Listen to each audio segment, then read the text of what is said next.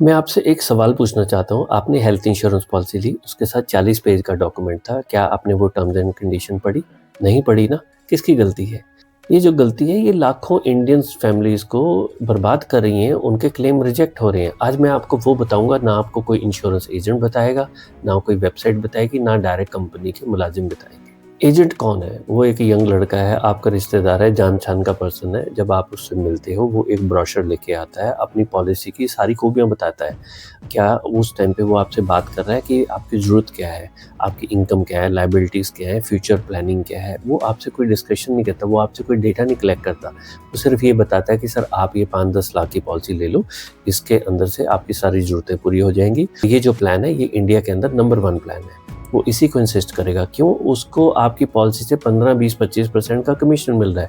आपने 20,000 की पॉलिसी ली, 30 की ली, 40 की या 50,000 रुपए की ली। उसका फ़ोकस अपने कमीशन के ऊपर है और उसको बार-बार यही साबित करना है कि जो उसका प्रोडक्ट है और उसकी कंपनी सबसे बड़ी है।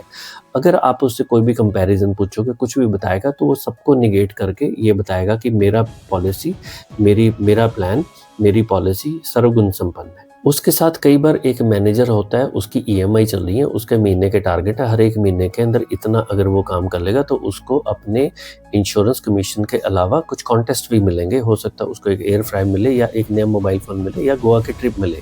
उसका वो जो कर रहा है वो कोई गलत नहीं है। वो क्या देख रहा है, उसके लिए आप एक टारगेट हो, एक अपॉर्च्युनिटी हो, इसमें कोई बुराई नहीं है, लेकिन ये सिस्टम ही ऐसा है। तो इस सिस्टम की जो नाकामी है, जब वो आपके लिए बेस्ट सूटेबल पॉलिसी नहीं ढूँढ रहा, उसके अंदर नुकसान आपका ही हो रहा है। इस प्रोसेस में आपको 5 झूठ बोले जाते हैं। पहला झूठ ये होता है कि आपको जो प्लान बताया गया तो उसके ऊपर वो बार-बार इंसिस्ट करता है कि भई यही प्लान बेस्ट है। भई क्यों? इंडिया में 40 से ऊपर कंपनी है, 200 से ज़्यादा इंश्योरेंस प्रोडक्ट है। हो सकता है आपकी रिक्वायरमेंट के हिसाब से, आपके नीड बेस्ड एनालिसिस के हिसाब से, आपकी ज़रूरत के हिसाब से उन पॉलिसीज़ के अंदर, उन कंपनीज़ के अंदर हो सकता है 2-3 प्रोडक्ट आपके लिए बेहतर हों। लेकिन क्योंकि वो उसी कंपनी का नुमाइंदा है, तो हमेशा इंसिस्ट करेगा कि मेरा प्लान ही सबसे बढ़िया है, सबसे बढ़िया आपके लिए यही काम करेगा।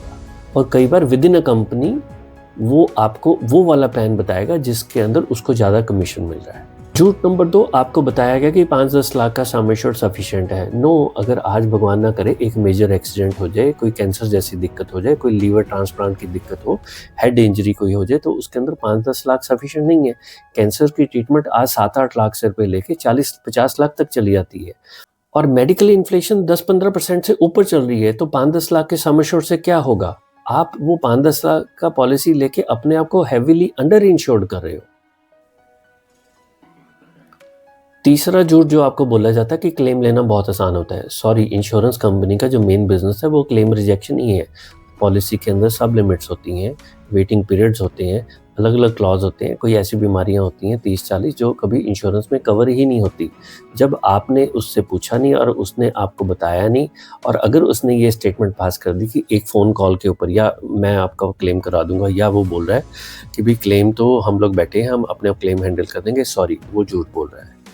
चौथा, आपको झूठ बोला जा रहा है कि भई आपका ऑफ़िस का जो कवर है, एम्प्लॉयर हेल्थ इंश्योरेंस है, वो सफिशिएंट है। सॉरी, अगर आप एम्प्लॉयर सम एश्योर्ड के साथ एक सुपर टॉप अप ले रहे हो, अगर वो आपकी पॉलिसी, ग्रुप पॉलिसी और जो आपको बाद में सुपर टॉप अप ली है, अगर वो दोनों पॉलिसी डिफरेंट कंपनी की है, तो आपको पूरा जो कवर है, सपोज़ कर लो आपकी 5 लाख की पॉलिसी है और 20 लाख का सुपर टॉप अप है।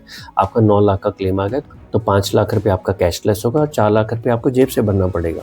तो आपको झूठ बोला जाता है कि भी सुपर टॉप अप ले लो, अपना काम चल जाएगा। अंडरस्टैंड करिए, बेस और सुपर टॉप अप पॉलिसी आपकी सेम कंपनी की होनी चाहिए। क्या आपको ये मालूम था? पाँचवाँ झूठ आपको बोला जाता है कि मेरी पॉलिसी का प्रीमियम कम है। अरे भाई, कैसे हो सकता है? अगर किसी पॉलिसी का प्रीमियम बहुत ज़्यादा कम है तो इसका मतलब उसके अंदर कोई हिडन कंडीशंस हैं। अगर आपको वो कंडीशन बताई गई हैं तो अच्छा है, अगर नहीं बताई तो इसका मतलब क्या हुआ? आप एक तरीके से एक ट्रैप में फँस चुके हो। आपने लगा कि मैंने बहुत अच्छी डील निकाल दी, लेकिन जब क्लेम आएगा तो पता लगेगा उसके अंदर सब लिमिट्स थी, या कोई ना कोई जियोग्राफिकल लिमिटेशन थी, कोई ना कोई ऐसी चीज़ होएगी जो क्लेम के टाइम पे आपके सामने आ जाएगी, तब आपको पता लगेगा कि मेरे साथ तो झूठ बोला गया है। एक बहुत बड़ा खतरा होता है कि ओन रिसर्च।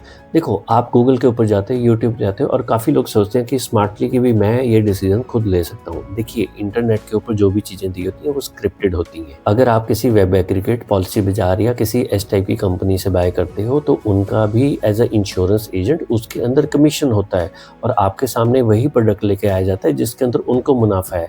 वो आपकी नीड बेस के हिसाब से सामने प्रोडक्ट नहीं लेके आते। जब आप यूट्यूब, गूगल पे सर्च कर रहे हो, तो क्या गूगल, यूट्यूब को मालूम है कि आपके घर के हालत कैसे हैं, आपके जेनेटिक्स क्या है, आपकी एसेट लायबिलिटीज़ क्या है, आपकी ज़रूरत क्या है?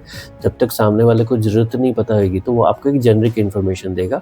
वो चीज़ सामने पेश की जाएगी जिसके अंदर जो आपको पेश कर रहा है, उसके अंदर उसका सबसे ज़्यादा कमीशन है, मार्जिन है। मैं आपको एक सच्ची कहानी बताता हूँ। हमारे क्लाइंट हैं, उन्होंने हमसे कॉन्टैक्ट किया, तो उन्होंने अपना किस्सा शेयर किया। उनके चाचा जी ने एक पॉलिसी ली और पॉलिसी लेते हुए उन्होंने हेल्थ चेकअप वगैरह करवाया, सब कुछ करा के उनको पॉलिसी मिल गई।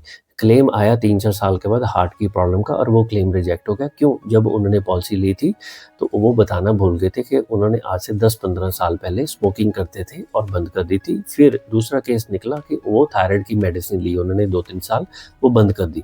तो ये चीज़ वो बताना भूल गए। तो हुआ क्या, जब वो अपनी पॉलिसी बाय कर रहे थे जिस इंश्योरेंस एजेंट से, तो उसने अपनी ड्यूटी नहीं पूरी की और उस टाइम पे ये नॉन डिस्क्लोज़र हो गए। तो किसकी गलती थी? क्लाइंट ने तो पूरा पैसा दिया, तो भुगत कौन रहा है? कस्टमर, क्योंकि कस्टमर के तो नाम में ही लिखा है ना, कष्ट से। तो आज भी वो सज्जन, उसका जो क्लेम था, क्योंकि वो कंपनी ने नहीं दिया और उनकी पॉलिसी भी उन्होंने गलती से लैप्स करवा दी और आज भी वो जो उन्होंने क्लेम का खर्चा दिया था, अपनी पॉकेट से दिया था, उसकी लोन की किस्तें आज भी चल रही हैं। तो अब बात करेंगे सॉल्यूशन की, that is fee based consultation. वो कौन, फ़ी बेस्ड कंसल्टेंट कौन होता है? उसका कोई टारगेट नहीं होता, उसका किसी इंश्योरेंस कंपनी से कोई कमीशन नहीं होता, वो आपके लिए लड़ रहा है।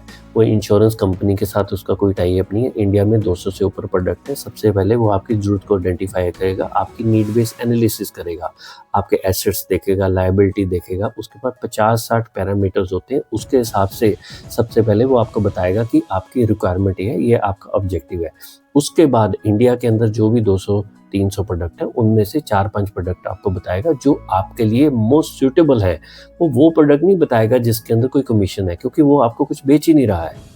वो उस समय आपकी बात सुनता है, आपकी बात को समझता है और जो भी चीज़ है अपफ्रंट आपको सच-सच बता देगा। उसके पास क्या है? सालों का एक्सपीरियंस और क्लेम सेटलमेंट का प्रैक्टिकल एक्सपीरियंस। देखिए, ज़िंदगी में हम जब भी कहीं से भी सलाह लेते हैं, तो उसके अंदर इंटीग्रिटी मैटर करती है, ऑनेस्टी मैटर करती है, सामने वाले पर्सन का एक्सपीरियंस, तजुर्बा मैटर करता है। तो आज ही 799 में अपने परिवार के लिए एक इन्वेस्टमेंट करो। आप हमारे वीडियो के डिस्क्रिप्शन में जाके वहाँ पे उस लिंक को चेक कर सकते हो और अपनी कंसल्टेशन को बुक कर सकते हो। देखो, हमेशा याद रखो कि एक इंश्योरेंस एजेंट की जो गलत एडवाइस है, वो फ्री में मिलती है, लेकिन उसका नुकसान बहुत भारी होता है। चलिए, इस वीडियो को देखने के लिए आपने समय निकाला। अगर वीडियो अच्छा लगा तो इसको लाइक करिए, शेयर करिए, हाइप करिए और इस चैनल को सब्सक्राइब करिए। जय जय श्री राधे।